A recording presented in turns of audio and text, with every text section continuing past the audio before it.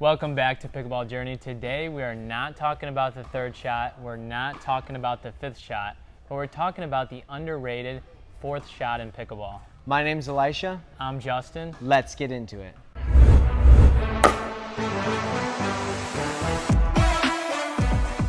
All right, so again, today we were talking about that fourth shot, a very underrated shot, not talked about very often. We've hit the return, they've hit that third shot, and then we're hitting the fourth shot. So at all costs, we want to try to hit this ball out of the air.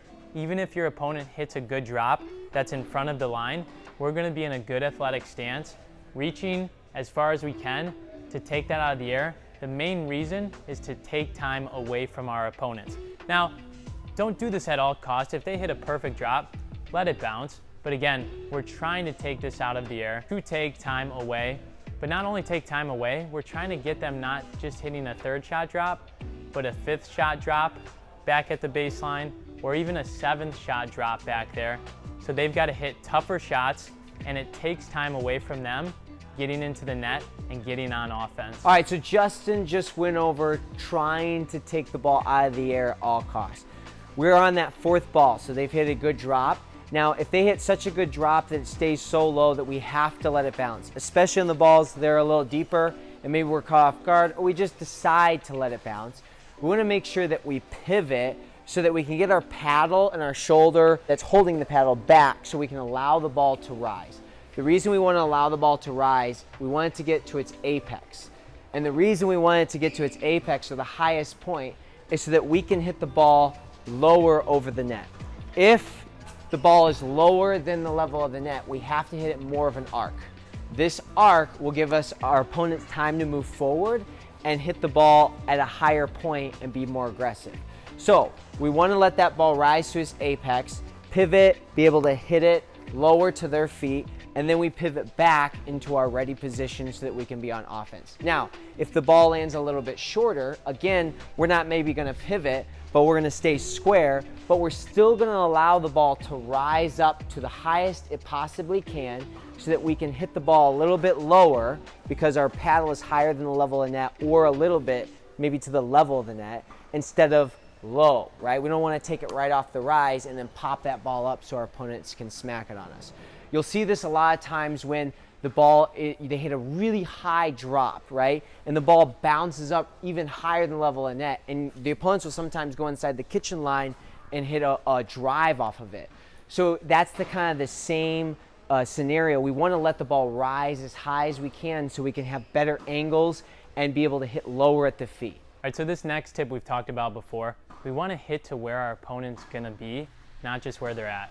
So especially on this fourth ball, we really want to focus. Your opponent's going to be focusing on if they hit a good shot or if they hit a bad shot. The way we can, if we're at the net hitting the fourth shot, we can assess how we hit that shot based on where the ball is at. If it's up high, we can hit it a little bit deeper, because chances are if they hit it higher, they're not going to want to come into the kitchen. They're going to be staying back. So we want to be hitting to where they're going to be, which is back.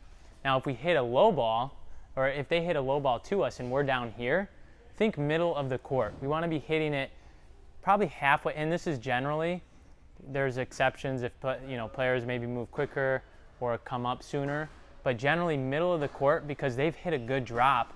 They're looking now to come into the kitchen line. Now you're trying to hit again to where they're going to be. If we hit that back deep, it's going up, and they might be coming forward looking to smash that ball right at you. So again, high ball, likely, generally, hit that ball back deep. Low ball, you want to hit that more towards the middle of the court. We're hitting to where our opponents are going to be, not just where they're at right now. All right, let's pause real quick because we know everyone's playing a ton of pickleball and wearing through their shoes way too fast. If you do need shoes, be sure to check out Frometh. There's a 10% discount in the description. All right, before this next tip, we're going to do a giveaway of the quarter zips. Leave a comment, mean or nice, about what you like or dislike about the channel. Make sure that if it's mean, it's something about Justin, and if it's nice, it's something about me. Really appreciate it. So this next tip is about spin. So making sure that we're hitting top spin on our balls out of the air, or even if we let it drop, versus backspin. Backspin, we've talked about this on the dinks, how it's an easy and consistent way to hit dinks, but we're hitting it short and we're hitting it softly. So in that case, we can float it a little bit, but in this case, when they're coming, we're hitting more of a larger distance, kind of mid-court. Hitting a slice is going to make the ball float a little bit more. That's what backspin does based on the pressure of the ball, the way it spins. It's going to want to rise more. So this floats the ball, easier to attack for opponents. So what we're going to want to do is make sure that we're hitting topspin, whether that's out of the air or off the bounce. How we do this is not by necessarily snapping our wrist over. A lot of people do too much of that, dies in the net. We're basically just creating an angle to our paddle and we're moving up vertically. If we're going to hit slice, we're moving horizontally, right? We're moving through a plane. But with topspin, we see the ball coming in, we have the same angle of the paddle, and we're moving just vertically. Obviously, you can change the angle depending on how low or high you want to hit over the net, but you want to move vertically to create that topspin to be able to drop the ball lower. It's going to want to dip down. So next time you're out, try a little bit of that topspin, vertical motion, open face. All right, so far we've talked about everything taking the ball out of the air. We've talked about them hitting a drop on that third shot. So now the only thing we haven't covered is if they hit that shot as a third shot drive and the ball's coming fast at you, we want to be blocking the ball. Now when I'm thinking of a block off a drive, it's different than when you're hitting a fourth shot off of a drop where you're hitting this ball, you're getting down and you're really swinging through. The thing we like to think about for the block is like the Bruce Lee 1-inch punch. So you've got out here and you're just giving it a little bit of extra punch to it. With the paddle, it's right here, you're really solid, and you're giving it a little bit of extra punch. You're not taking your arm back and punching through a big swing on that.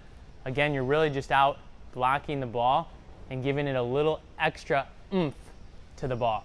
Now the other thing, if I hit a shot and they're getting a windup and I can tell they're gonna hit a hard drive, I take a little bit of a step off the line to give myself a little extra time, but then I'm ready to move forward again, to have my weight going forward and getting that little bit of punch into the ball. So those are the things with the, blocking the ball off of a drive, but then also we want to make sure we're watching all the time if these balls are flying out. So if it's shoulder high, let those balls fly. So 2 ways you can get better at winning against people driving: block better and watch the ball for those out balls. Thanks so much for watching, and thanks to Engage for sponsoring this video. Be sure to check out the link in the description if you want 20% off any Engage paddle.